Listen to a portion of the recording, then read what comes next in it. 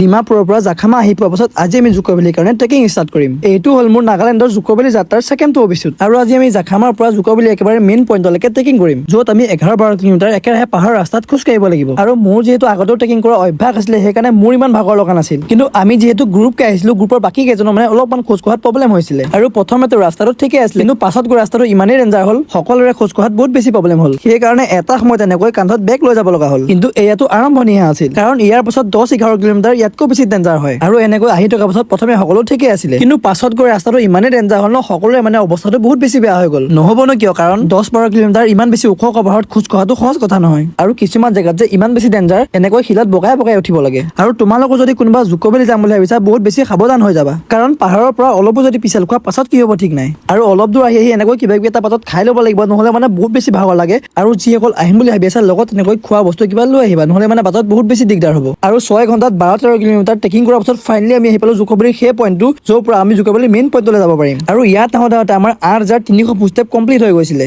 সঁচাকৈ ইমান বেছি কষ্ট কৰি ওপৰত অহাৰ পাছত সেই পইণ্টটো পাওঁতে বহুত বেছি ভাল লাগিছিলে। আৰু এতিয়াও মানে আমি জুকো ভেলীৰ মেইন পইণ্টটো পোৱা নাই, ইয়াৰ পৰা আমি মেইন জুকো ভেলী পইণ্টৰ কাৰণে আকৌ ট্ৰেকিং কৰিব লাগিব। নেক্সট ভিডিঅ'ত তোমালোকক জুকো ভেলীৰ মেইন পইণ্টৰ লগতে আমি য'ত থাকিম সেই কেম্পটোলৈকে লৈ যাম। আৰু নেক্সট ভিডিঅ'খিনি চাবৰ কাৰণে মোক ফ'ল'টো কৰি থৈ যাবা।